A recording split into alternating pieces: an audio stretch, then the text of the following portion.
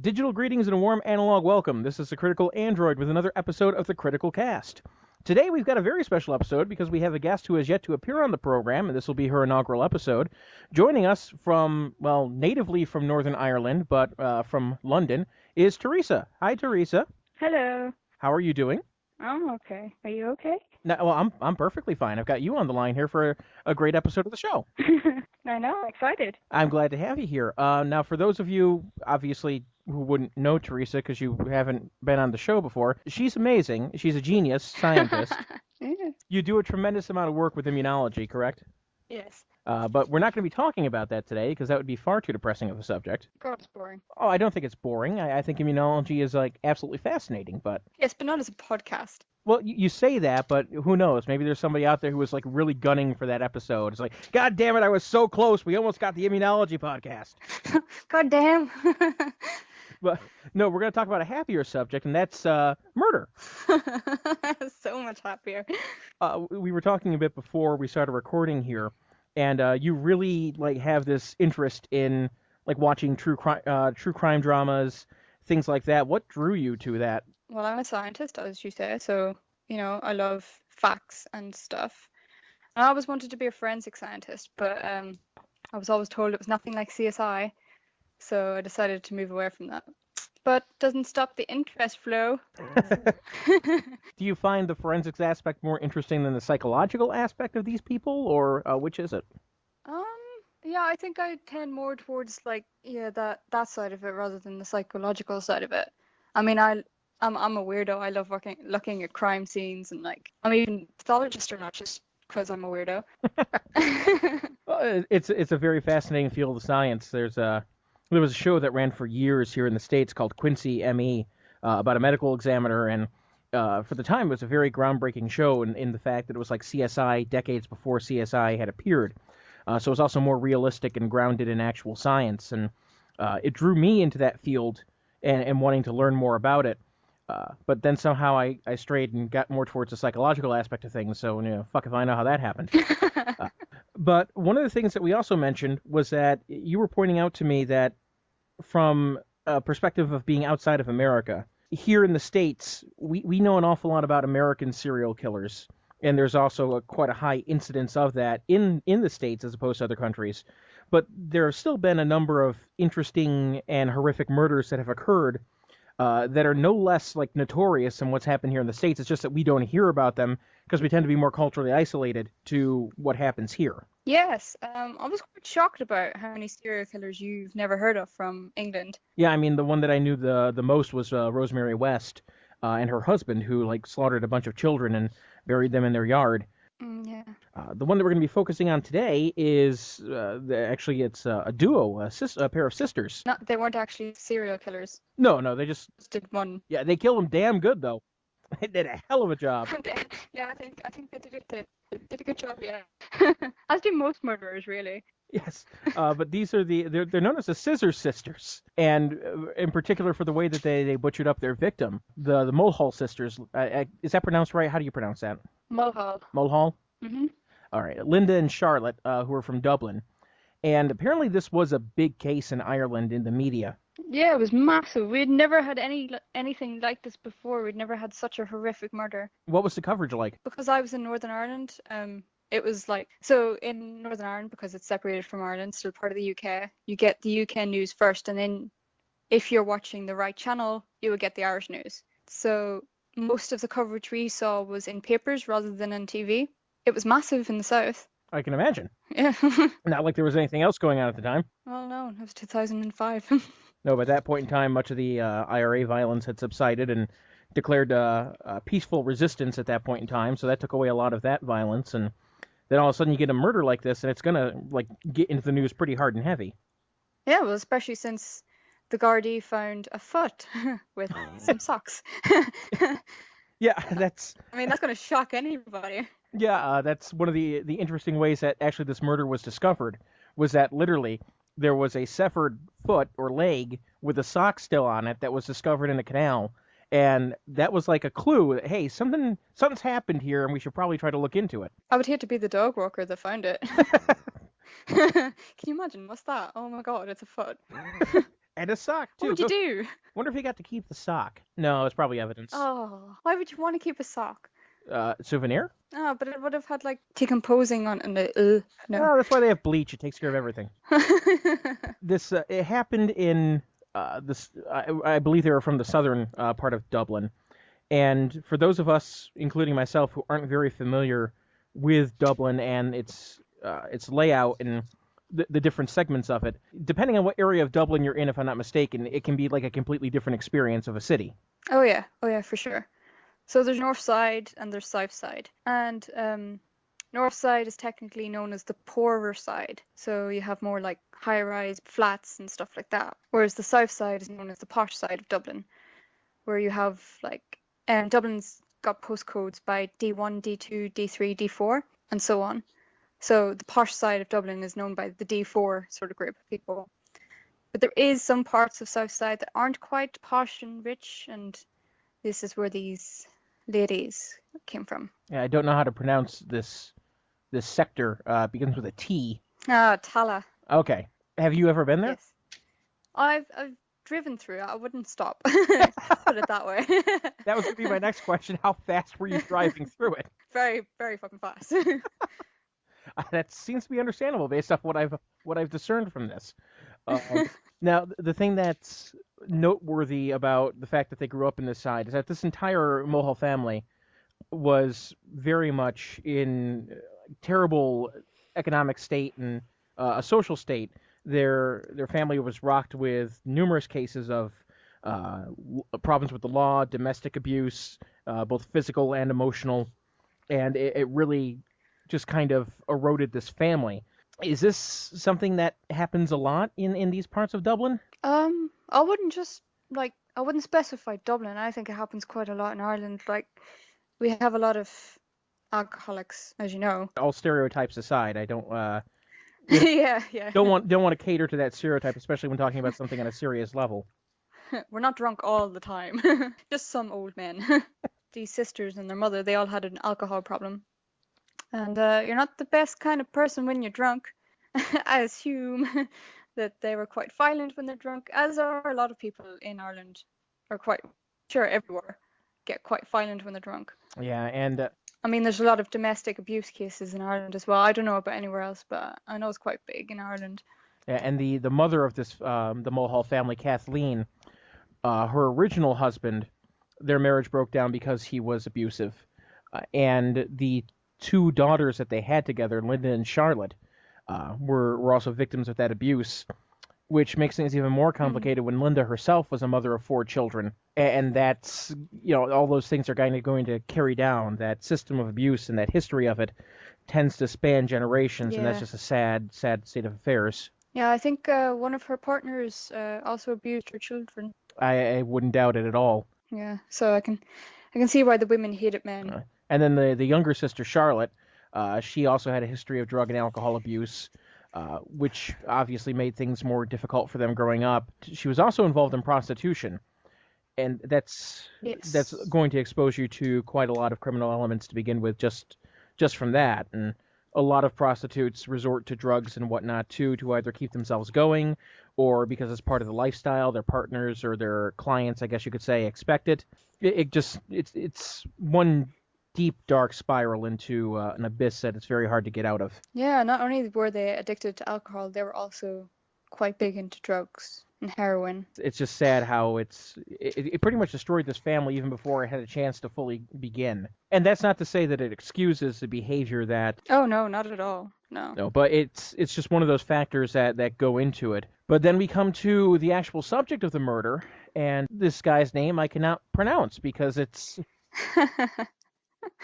It's like Farah Swalanor or something like that. Yeah, Farah Swalinor, yeah. That's how I'd say it anyway. And he was dating Kathleen and then became her husband. Did he become her husband? I thought they just moved in together. Maybe I just assumed that for some reason they got married with the moving in. I was trying to probably make it more noble than what it was. Try to give the guy some credit. I was wrong in that. We're trying to go all Catholic on this. What? They're not married? They can't live together? Me and my old-fashioned traditional views. Damn my Catholicism. Well, we are talking about Ireland.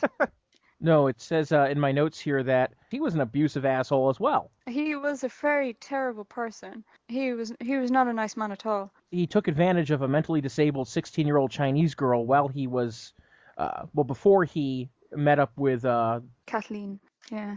and got her pregnant. And apparently he also had knocked up a few other women too, and each one of those altercations was described as a forceful rape instead of a consensual rendezvous, so to say. Yep. And he even lied about where he came from. He claimed to be from Somalia, and then it turns out that no, he was like from Kenya. Yep. They tried to deport him until they found out that he had an Irish baby. I guess some of those laws are the same for you guys as they are here in the States. When you have a kid in the country, that kind of gives you like legal weight to be there. I'm sure you've researched this quite a bit more than I have. How would you describe the lead up to it? I think it was St. Patrick's weekend. We all know what St. Patrick's Day is like. Well, we all know what it's like in America. I'm not quite sure if not every American knows what it's like in Ireland. We don't. But no. Well, it's just basically an excuse for everyone to take a day off work and get absolutely trashed. And that kind of continues on over the weekend until we have to go back to work. So I think that's what the two sisters, their mother and Farah did on this particular day. They went into the centre of London and got absolutely trashed on vodka and coke. Yes, and then to make things even more complicated and to fuck them up even more, the mother and the daughters decided they were going to split some ecstasy. Oh, yeah. That's not going to put you into a right state of mind anyway. Never mind all the alcoholism that was happening at the time, too. So I guess they even laced his drink with some stuff, too. Yeah, they crushed up a tablet to give him the same buzz. Yeah, But this didn't happen until they were back in Kathleen's flat. Yeah, how they got back there in one piece, who knows? But they one of them wouldn't stay in one piece much longer. I am going to hell. Yeah, you are. and this is the part where things can obviously change depending on who was telling the story at what point in time to the police. But it's alleged that Farah was getting fresh with one of the girls, making sexual advances towards Linda. Yeah. And yeah. Kathleen would have none of it, and neither would Charlotte for that matter. And Kathleen allegedly told the girls to just kill him for me, and they did. But who does that? Apparently, the sisters do. But if your mom turns to you and goes, "Oh, can you just kill your father for me?" Would you be like, "Yes, mother dear"? Well, it depends on how convincing Mom was at the time. Plus, not to mention, I wouldn't have been on alcohol, Coca-Cola, and ecstasy. Coca-Cola. Well, I don't know. It's definitely the Coca-Cola's fault. Yeah, it's that high fructose corn syrup that's really getting to all of our American brains. And Irish brains. But Charlotte ended up picking up a knife and just right for the throat. Stanley knife. Yes, a Stanley knife. That makes it even more scary. For those of you, for anybody who is not aware of what a Stanley knife is, it's a utility knife. Think of it like a box cutter. And just like literally went right for the throat. When you're doing that, it's pretty much going to drop the person you're attacking. So that hurt him. And then Linda decides that she's going to have in on the fun. And she picks up a hammer and goes straight for the head numerous times. Yep, and apparently the mother didn't take part. Do you think that's true or not, though? I think it's a load of bollocks. Who wouldn't sit? Would you just sit there while your partner of quite a few years is being stabbed and horrifically beaten with a hammer?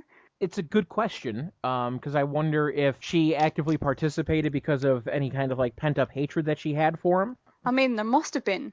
You would think because he was abusive. Yeah. And I don't think, like, if she was so like horrified by what her daughters were doing, I mean, she could have tried to stop them or say something more, but there's no account of them fight off defensive wounds or anything like that. They were just really just going right at him. Well, I suppose she was hot and drunk. She might have sat down and goes, "Oh dear."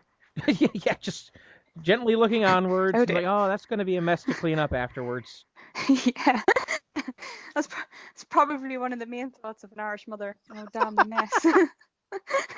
Which think of all the cleaning you're going to have to do. Which is actually what she was arrested on later, because she was found guilty of concealing evidence and cleaning up the crime scene, just like a good mother should. So the next part is where it gets graphic and where some people have described it as one of the most horrific murders, and this is what also makes it such great fodder for the news. They apparently dragged the corpse, because he was dead at this time, of Ferris Wellenor into the bathroom, and they just went to town trying to dismember the remains of him, including, cut off his head, cut off all his limbs, naturally cut off his penis, because at that point in time, why the fuck not? They divvied up the parts, and even to this day, neither the head nor the penis have been found. No, yeah, they took body parts in black bags and threw them in the canal. And they did this on buses, and they've made several trips. Can you imagine being on that bus? Well, Like, can you imagine watching the news being like, well, I saw them on that bus with loads of black bags. Oh my God, they were carrying loads of body parts. well, why didn't anybody, because it's not like a black bag is an inconspicuous item, why wouldn't have anybody had said anything? Oh, well, they put the black bags in sports bags and carried the sports bags. Oh, okay, that'll do it. That makes a bit more sense. They didn't throw the head in the canal to stop identification Yeah, by the Gardaí. from what I remember, they buried it someplace else. But then Linda went back and dug the head back up. And then supposedly beat it again and then put it someplace else. Yes, she beat it up to beyond recognition and then brought it in her son's school bag to another place and buried it again. Yeah, it says here it was the Kilnarden estate. I don't know what that is. Yeah, I have no idea either. Okay, well. You can tell I stayed away from this area. For good reason. I don't know how Irish law works, but at least here in the States, I mean, if somebody's going to try to claim self-defense, because let's say this guy was allegedly going to molest one of the girls or cause some harm, it's one thing to kill someone in self-defense, but it's another thing when it's gone to the level of, when you've maimed the body, you've gone beyond the realm of self-defense. Yeah. I imagine that was probably a big point that was brought up about this case when it is actually brought to court. Yeah. Well, they both pleaded not guilty, even though Linda confessed.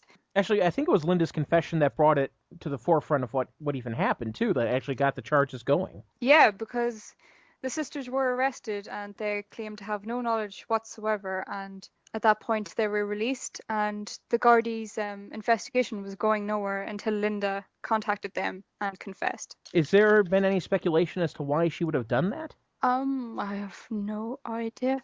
I assume she just got anxious and nervous all the time and freaking out, like anybody who usually takes drugs a lot does.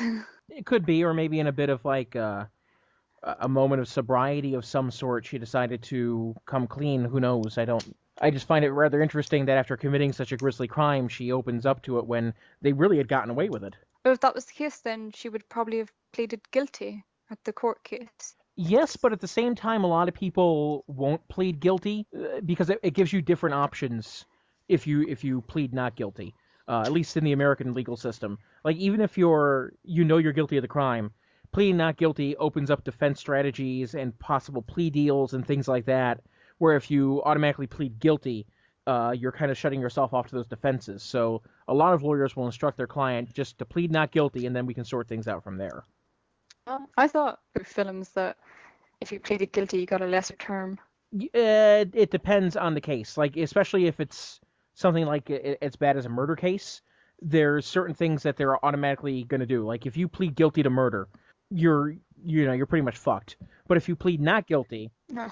if you plead not guilty, then things like manslaughter charges can be brought up, or lesser charges that they will try to get you to plead to. Oh, I see. Okay. That way they can try to get the case done and over with. Because you've already, fucked them over for time's sake now that you've pleaded not guilty. So it's like, okay, well, what can we do to speed this thing up? There you have it, kids. If you do kill somebody, plead not guilty. Yes, we had to teach the Society of America. You can do a bad thing. It's okay. Just plead not guilty. Plead not guilty and wait for them to give you a lesser charge. Have I mentioned I'm going to hell? Yeah. I'm going to definitely have to say my prayers tonight. So anyway, they did try, like Linda, for example, tried to appeal her sentence because of how severe it was. And she was alleging that she didn't have proper psychiatric help or things like that. Yeah, and the court was just like, fuck that shit. We're not going with that excuse. Your sentence is by all means appropriate for what you did. Yeah, well, she got manslaughter. Charlotte got a life sentence. Yeah, whereas Linda only got 15 years. Yeah, and I don't know how they figured that out, I guess. Maybe it's because Linda's the one who made the confession. but I don't know how you would divvy up the guilt on that in two different ways. Because it doesn't seem like one sister would have persuaded the other one to do it. Because like Linda's the older sister, Yes. and generally the older sibling is seen as the authority figure, and it would be compelling the younger sibling to do it. But apparently that wasn't the case here, or at least Linda's confession may have persuaded them to be more lenient with her. It could be. But Linda was also the one that Farah came on to, and that was used quite heavily in her case so that the jury accepted the plea of provocation, yeah. Well, that's a good point, too. See, it's interesting, and this is one of those... It sounds morbid to say it this way, but I do wish that I had been able to see this case as it was progressing, because it sounds like this was a really fascinating thing to have been reading about or seen take place in terms of the courtroom. Yeah.